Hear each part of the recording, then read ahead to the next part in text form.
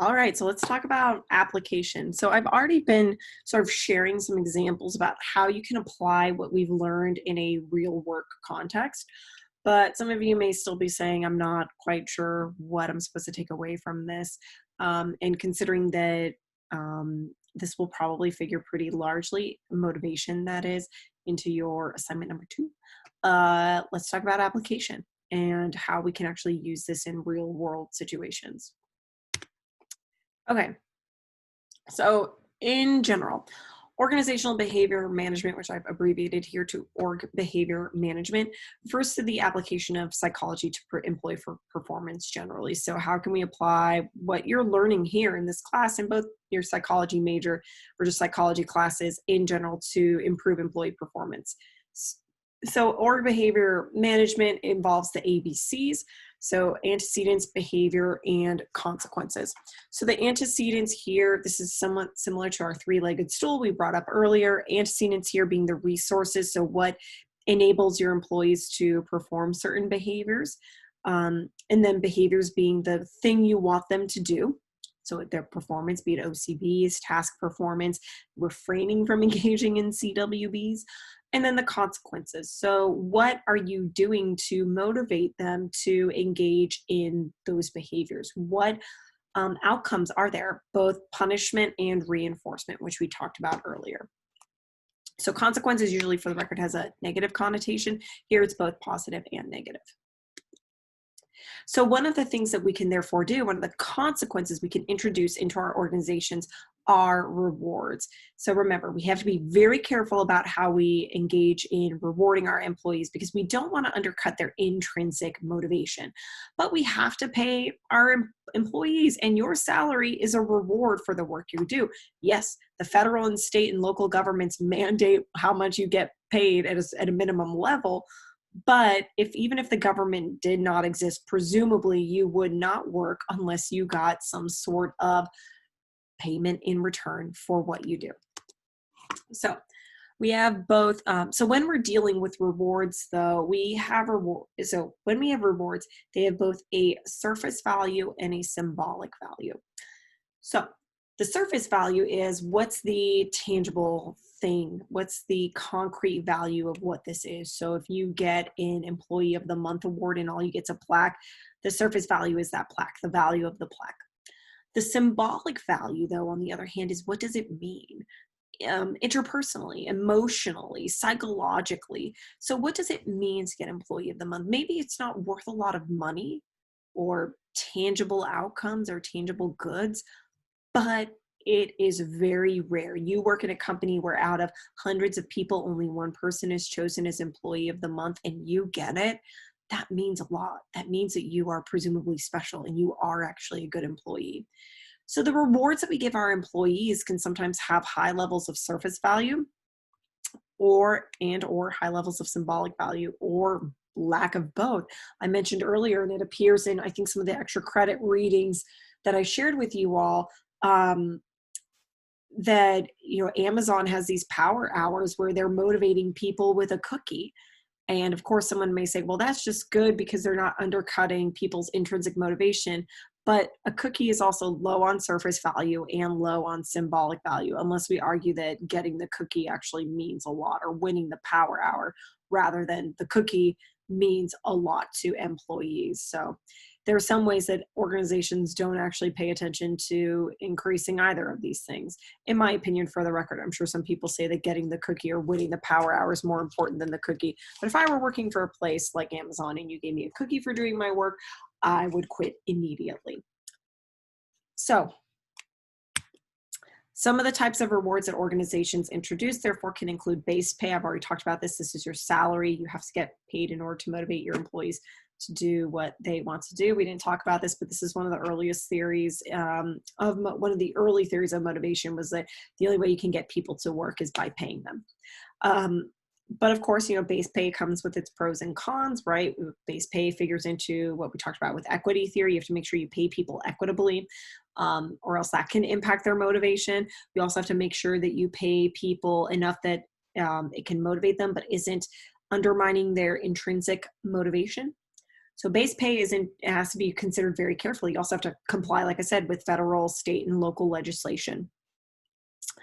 You can also have incentive systems. So incentive systems involve basically, if you do a certain level of performance, you get some sort of either points or some sort of outcome. So, hey, if you get, a certain level of sales each month, you get to, the example I gave earlier, go out to lunch with someone or partake in a catered lunch. One of the problems with an incentive system is that basically. With an incentive system, you actually find yourself in a situation where people, the incentive may not work over time, right?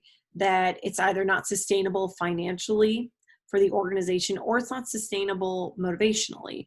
That over time, getting the catered lunch isn't as cool of a deal as the organization thinks it is. So that's one of the downsides to an incentive system is it always has to be motivating. And that means that you may have to change what your incentives are. And that's pretty hard. Another way is through things like indirect compensation. So indirect compensation includes things like benefits, health benefits, your employer's contributions to your retirement fund, um, life insurance policies, those sorts of things. Those are indirect forms of compensation, and they can motivate employees to perform, but it's obviously more indirect than something like base pay. And once again, a lot of legislation, be it federal or state, influences the indirect compensation that you receive.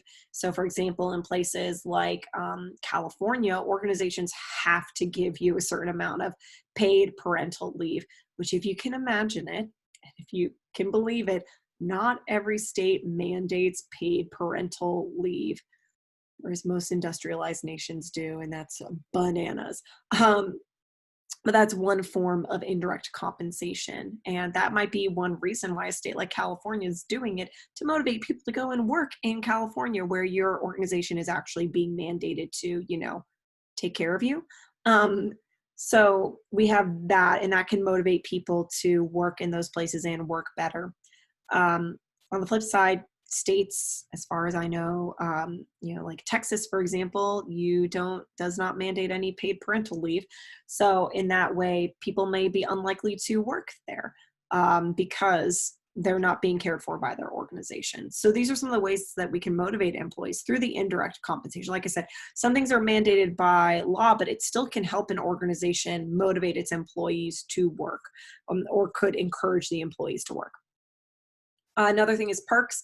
Perks include things like a company car, some sort of like gas card if you have a company car, those sorts of things. So perks that you get for working for your organization, free tickets to local baseball games, that sort of thing.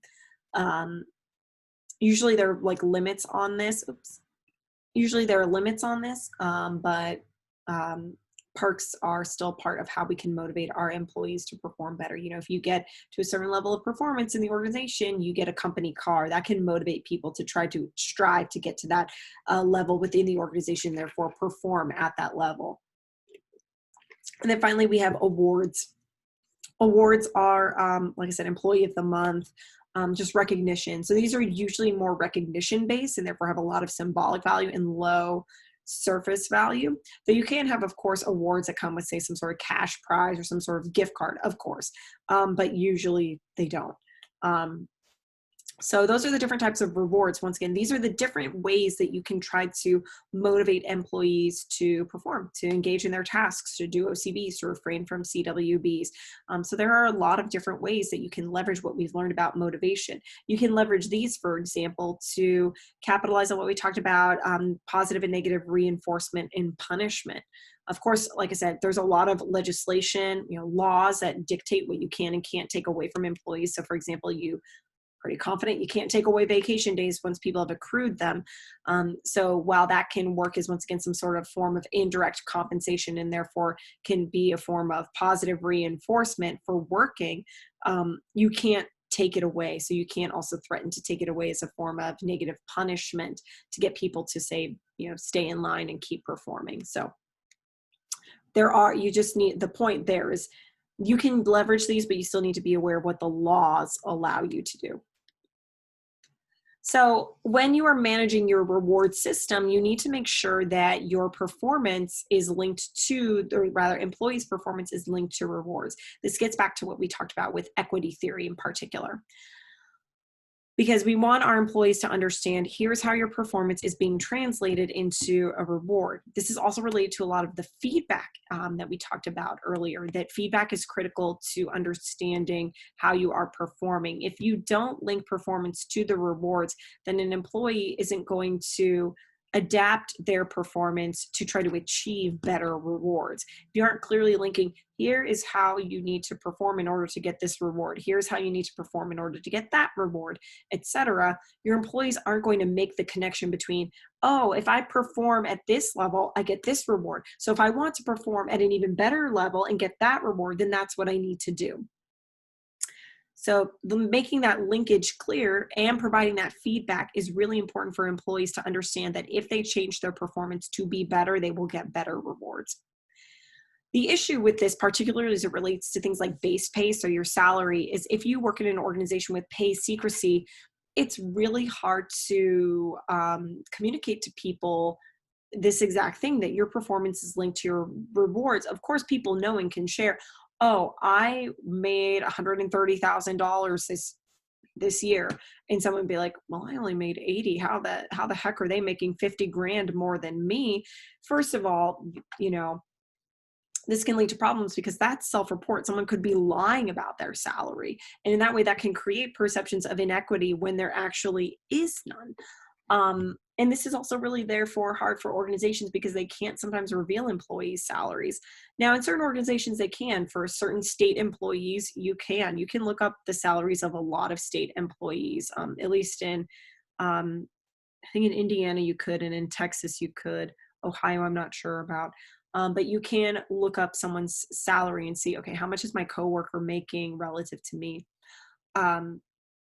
So the problem with pay secrecy is that you may not actually be able to directly link performance to rewards in a way that is broadcast to all your employees. You could talk one-on-one to people, but you can't cover all your employees. And because you also can't publish what people are making, you could end up with people lying about what they're making, and it can result in perceptions of inequity. So this is one downside when you're still trying to link performance to rewards. You still should do it, but there's still going to be some difficulties in doing this. You can also have, so another way that you can manage your reward system is to have a flexible reward system. So a flexible reward systems is where an employee has multiple different options about how they want to be compensated. So someone who is younger, for example, may say, just pay me better, don't pay a ton into my health insurance. Once again, this is all determined by the law. So with the Affordable Care Act, I'm not sure that this example necessarily works or works everywhere. But you may say, I don't want you to pay super high into my health insurance, or give me the lowest of the low health insurance because I'm a generally healthy person. I'm not making a ton of trips to the hospital. I don't have a family. I'd rather you take the money that you would have been putting into my health insurance program and put it into my pay. Or you may say, look, I don't need you I don't need you to contribute to my retirement. Just pay me better. I'm not going to retire anytime soon. So just give me my money straight up. Don't put it in a retirement account. So you can have people, that's how a flexible reward system works. You choose how you want to be rewarded. The problem with these, though, while they are really motivating for employees because they're effectively choosing their own reward and therefore presumably something that will motivate them, they end up being very costly, right? To adapt to everyone's different needs or desires can be very costly. And when the economy shifts and changes, it can become even more costly to do these different pay systems. So sometimes that's why companies don't do this. It's why they don't often offer you the opportunity to say, I don't want you paying into my retirement. I'd rather you just give me the money, because it ends up costing them a lot more to just give you the money up front. So that's what a flexible reward system is. It can happen, but it's super rare for these very reasons that I mentioned. We can, though, therefore, sometimes bridge the gap between these two, flexible reward systems and just a more traditional reward system by having a participative pay system. So in this way, an employee, or rather the employees, are actually involved in deciding how they are going to be compensated as a whole. So you don't get these different, idiosyncrasies of employee A doesn't want us contributing to their retirement, but employee B does. And employee C wants us to contribute a lot to their health care, but not to their retirement, and managing all of those things. You can't manage those idiosyncratic approaches for thousands of employees, especially if you're in a big company. But by doing a participative, it's a mouthful, pay system, you can allow employees voice and the ability to say, this is how we as a group, as a majority, feel like we would like to be paid and compensated. And so in that way, it's a little bit fairer than just the company saying, this is how we're going to do it, and you have no say in it.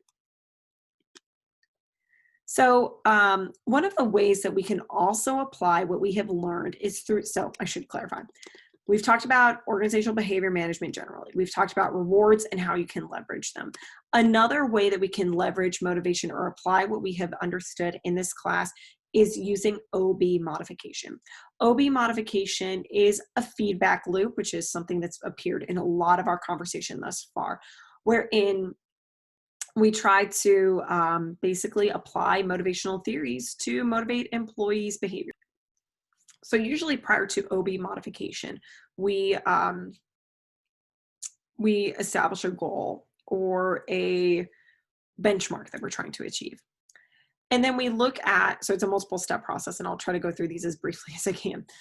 We look at what is already motivating performance in relation to this goal. So let's say your manager comes in and says, I want you to make, to increase your quarterly sales by 4% by the end of the quarter. And that's in a month, right? So you say, okay, we have to increase our sales by 4% by the end of the quarter, and that's in a month. What already is motivating people to make sales? What performance related behavioral events do we already have? Or sorry, that's later here. So what's going on right now? So what are our sales at right now, and what does 4% look like? So first though, you measure the baseline. So you measure what's going on now, what are sales like now, and then you identify the existing contingencies. So what goes on already that is motivating people to make sales? So base pay, are there commissions? Is there anything else that's motivating people to make better sales or more sales? Then you develop an intervention. So then you say, okay, I already know what's going on. So I know that people get commission and they get salary, but that's it. So what else can I do to motivate them to make more sales? Well, I develop my intervention. So let's say I draw from the reinforcement and punishment theories that we talked about earlier. And I say, I want to introduce a system of positive reinforcement. I want to introduce a system and related to rewards, an incentive system. So for every dollar amount of sales that people earn, they get a certain number of points. And those points translate into various rewards, like a longer lunch break, like lunch out with the boss, like a day as a manager, or even an early dismissal for a week. These are all different ways that we could apply an incentive system. And those are all positive reinforcement, because when people do the thing you want, you're giving, well, some of those were negative reinforcement, like taking away things they don't want, like, leaving early would be potentially negative reinforcement. But the point here is you create an incentive system and you reinforce the behaviors, be it through positive reinforcement and negative reinforcement. So let's imagine once again that we develop this incentive system where to increase people's sales, we give them a number of points for the dollar sales that they make. Those points translate into certain rewards that are meant to reinforce the behaviors. So you apply that strategy. So we say, hey, here's our incentive system. This is what you're going to get if you start selling at this level.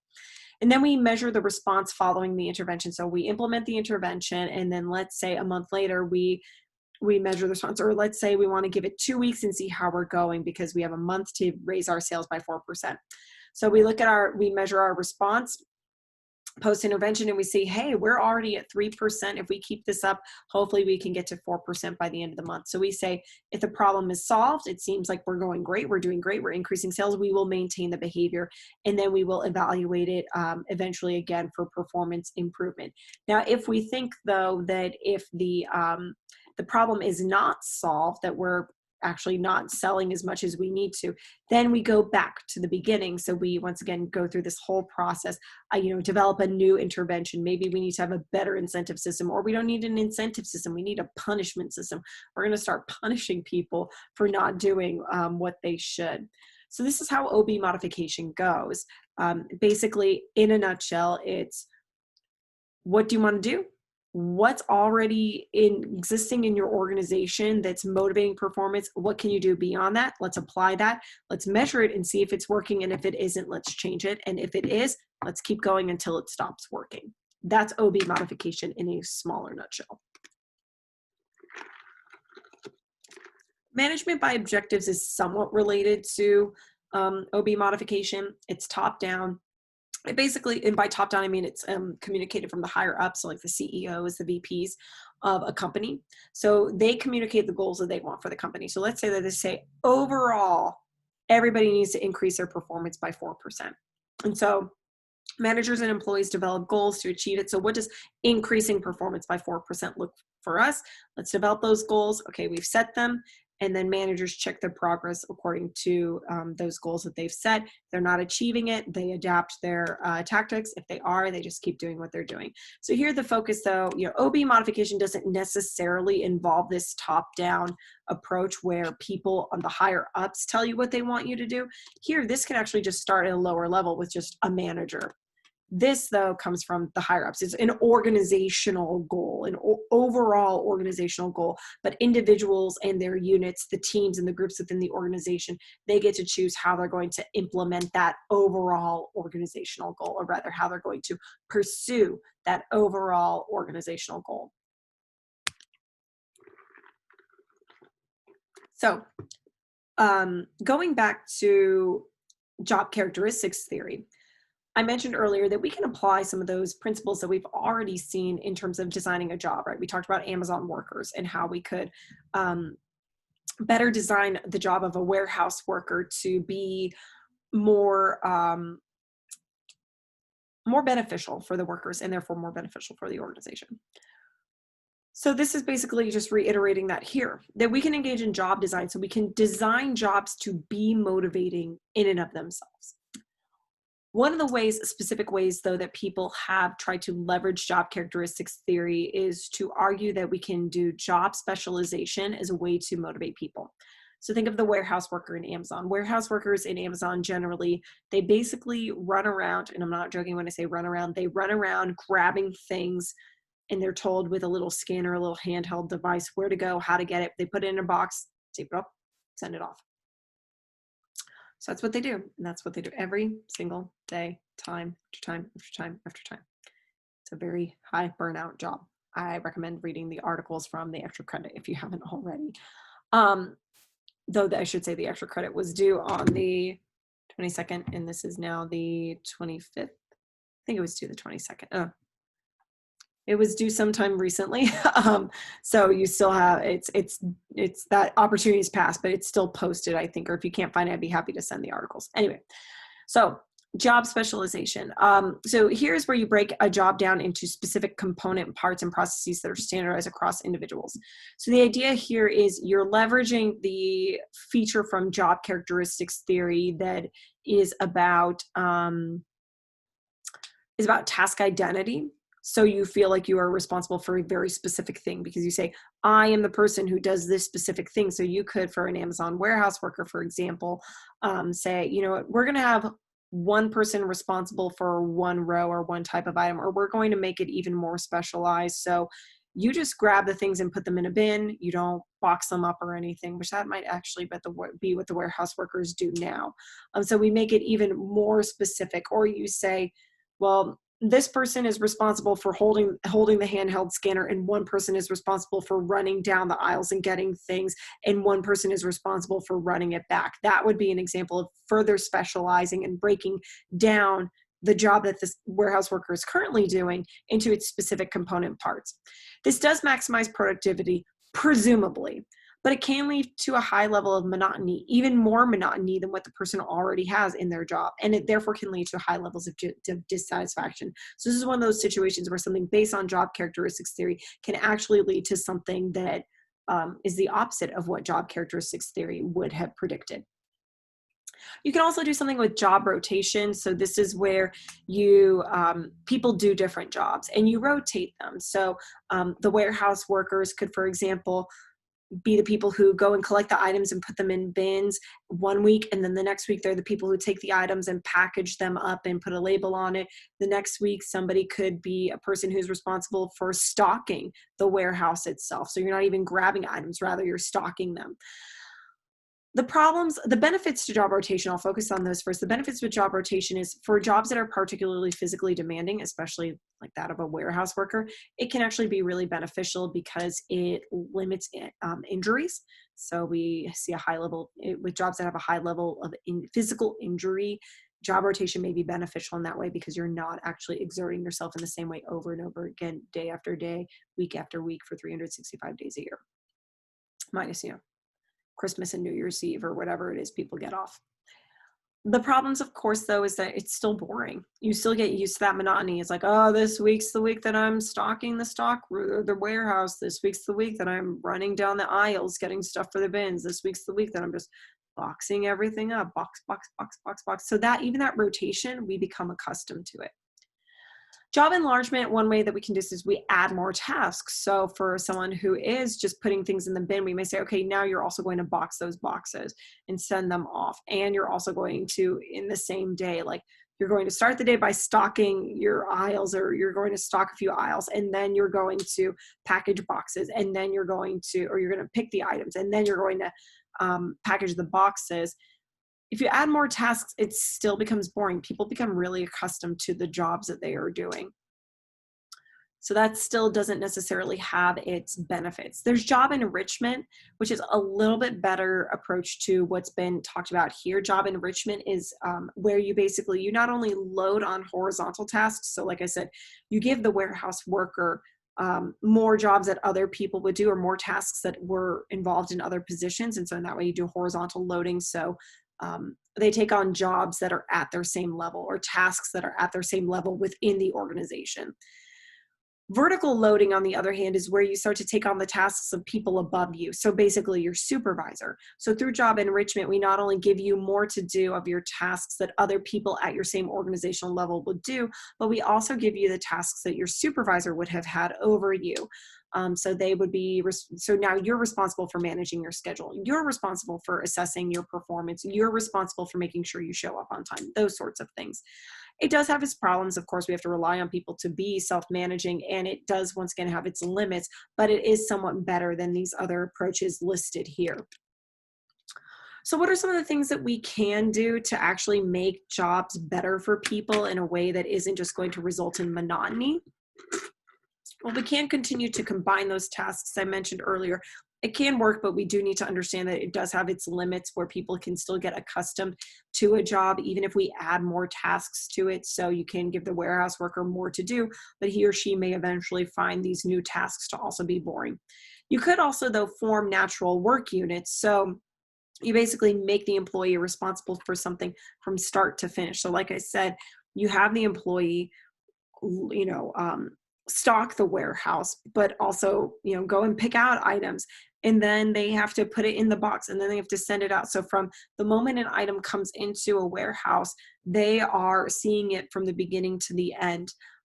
So that's how you can form a natural work unit. Make sure someone's responsible for something from its beginning to its end. And in that way, they can say, I am responsible for this whole thing. That package going out, that's entirely responsible on me. You can also establish client relationships. So someone working in a warehouse, you may actually want them to know, who's this package going to, like within reason, of course, but like you could say, oh, interesting thing, we're going to be, filling up boxes that are going to go to a lot of our Smile clients. So these are people who are buying on behalf of, or buying as a form of sponsorship of a nonprofit. For example, I buy from Amazon Smile to benefit a nonprofit in Southern California for families and mothers who are victims of abuse. So you may say, hey, the people, or you may tell your, packer while they're packing, hey, this order is going out. This is a Smile order, and it is going to benefit this charity in Southern California. Or another way that you could do this is by putting people into contact, not putting them into contact, but maybe just saying this is the username of the Amazon worker, or the Amazon client who is buying this package, for whom you're filling this up. And of course, like, this would have to be done within reason, and your clients, your purchasers would have to buy into it and say, yeah, you can share my email, just to give me some sort of identity. This would be hard for a warehouse worker, I will admit. As some of you are saying, there's no way they would share client emails, and I agree with you. And that's why it's sometimes a little bit difficult to establish client relationships, particularly for people who work in warehouses and on assembly lines, who are just never going to see the people who are buying the products or receiving the products they're putting together. You can do vertical loading. I already talked about this. This is where a lower level employee starts to do the job of their supervisor in terms of managing themselves. So they no longer necessarily have a manager. They are responsible for making sure that they come in on time, that they're doing their job. Of course, they have to have some level of oversight, but not as much as they probably used to.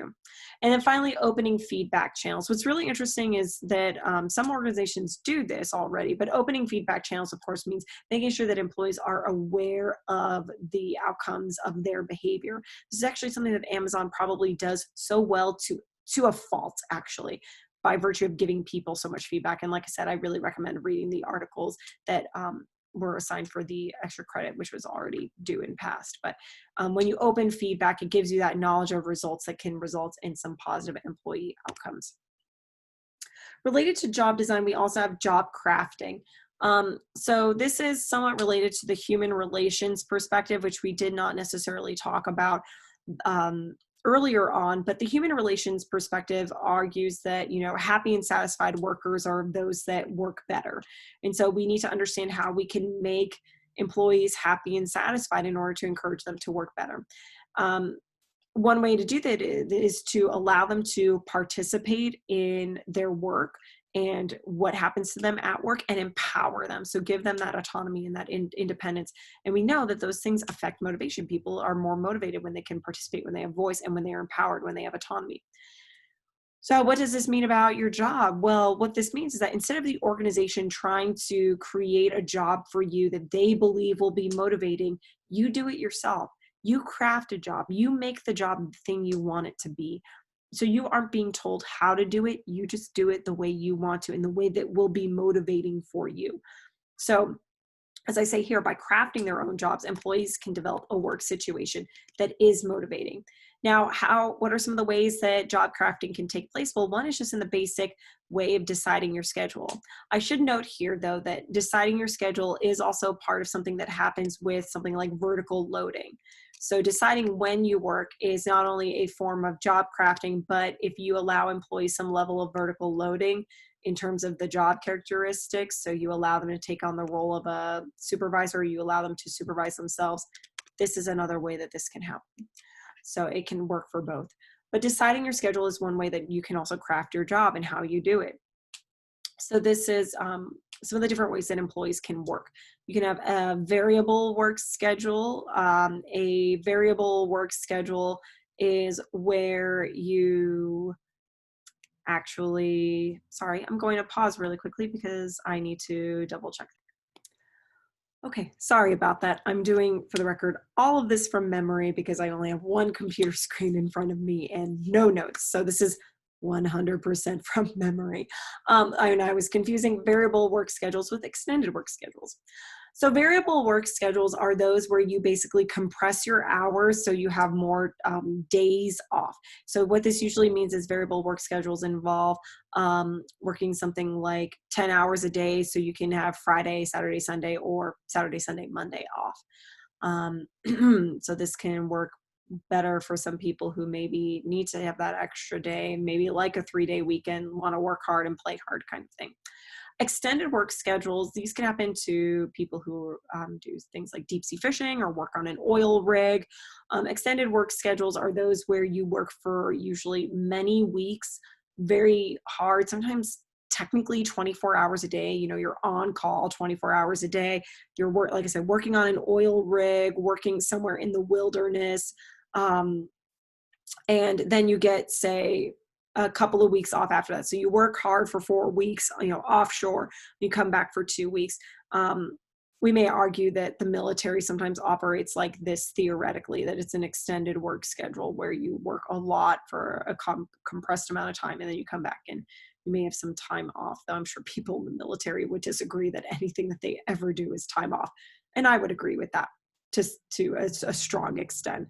But flexible work or extended work schedules are just like that. You have anywhere from, and it's really up to the job, but it's this idea that you have a lot of intense work for a long amount of time, and then you get basically a super long like paid time off, basically. The deep sea fishing is a little bit because you do have a very difficult period, and the idea is that what you make during that very difficult, intense time, it actually just carries you through to the end of the year. So it's a little bit different. The same idea of you work really intensively and then you get some time off.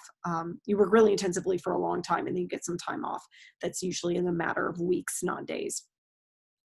Then you have flexible work schedules, which is also known as flex time. This is something probably more of us are familiar with, which is this idea that organizations allow their employees the flexibility to come in and leave when they want, so long as they come in within a range of time and they leave within a range of time, or rather that they are present during certain hours of the day, but it doesn't matter when you leave and when you come in, so long as you are present from, say, 10 o'clock to 3 p.m. every day. So what that means is that an employee could say, okay, I want to leave at 3. I want to pick up my kids. I want to be there for their sports. So I come in at 7 o'clock and I take my half-hour lunch break, and that's what I work every day. Or I come in at 6:30. Or someone says, I'm fine to stay until 6, so I'm going to come in right at 9:30 and leave at 6. I have no one to be home to. I would rather sleep in. I work better later in the day anyway. So those are flexible work schedules or flex time. Job sharing is another way that you can decide your schedule. So this is where 2 people share a job. So in that way, you're not responsible for the entirety of the job. Obviously, one downside to job sharing is effectively you're working part-time, so usually you don't get full-time benefits. Telecommuting, this is something we're dealing with right now and is really important to understanding how motivation impacts what we do under COVID. Telecommuting used to be not something that was mandated, but was something that people used to choose or even fight for because organizations were really reluctant to allow people to telecommute.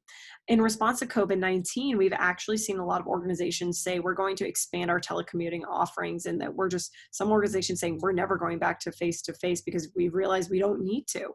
Or we're not going to force our employees to come back face-to-face. They can choose to if they want to. So it's going to be really interesting moving forward is to understand what is work going to look like if many organizations say, hey, we've saved a ton of money by not having people come into the workplace, by not having to own a building, by not having to lease the space, by not having to pay the heating, the water, all of the insurance we probably have to pay for having people physically in a space. So but prior to organizations mandating it, telecommuting used to be an avenue for job crafting because it was a way for employees to basically say, I prefer to work from home. Please allow me to do so. And in that way, they had the autonomy to work as they wanted to.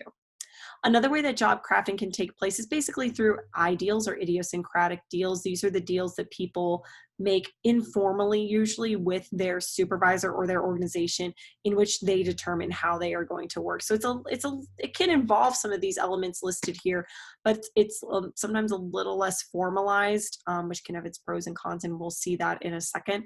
But this is just, how you develop these idiosyncratic, so these unique deals with your supervisor where maybe it's not written on paper, but you both have decided that this is how you're going to do your job, be it in terms of your schedule or the approach that you take to doing your job or the way you go about doing your tasks. But there is one downside to ideals, particularly as it relates to things like scheduling. So here I'm just going to read this. This is from one of the Amazon articles that I shared in the extra credit. So Amazon, for the record, has this thing called the Anytime Feedback tool, and I'll revisit it here.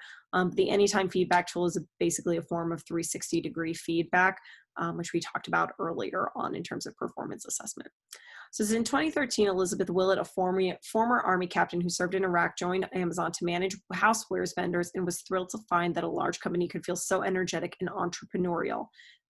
After she had a child, she arranged with her boss to be in the office from 7 a.m. to 4:30 p.m. each day, pick up her baby, and often return to her laptop later. So this is an example of an ideal. Her boss assured her things were going well, but her colleagues, who did not see how early she arrived, sent him negative feedback, accusing her of leaving too soon. "I can't stand here and defend you if your peers are saying you're not doing your work," she says he told her. She left the company after a little more than a year. Miss Willett's co-workers strafed her through the Anytime Feedback tool, the widget in the company directory that allows employees to send praise or criticism about colleagues to management. While bosses know who sends the comments, their identities are not typically shared with the subjects of the remarks. Because team members are ranked and those at the bottom are eliminated every year, it is in everyone's interest to outperform everyone else. So this gets into some of the downsides about also giving feedback to people, which we didn't talk about here, but is relevant.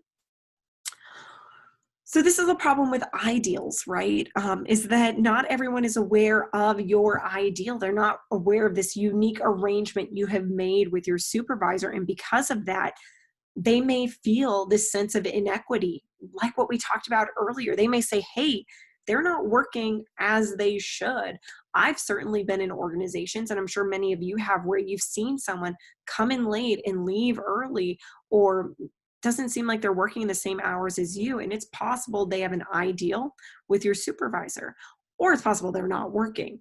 And it's really hard to gauge what that is. And it's difficult to feel, or it's difficult rather to not feel a sense of inequity, a sense of unfairness about what's going on in your organization. And that's what happened here with Miss Willett, is that she had an ideal with her supervisor, but her coworkers didn't know.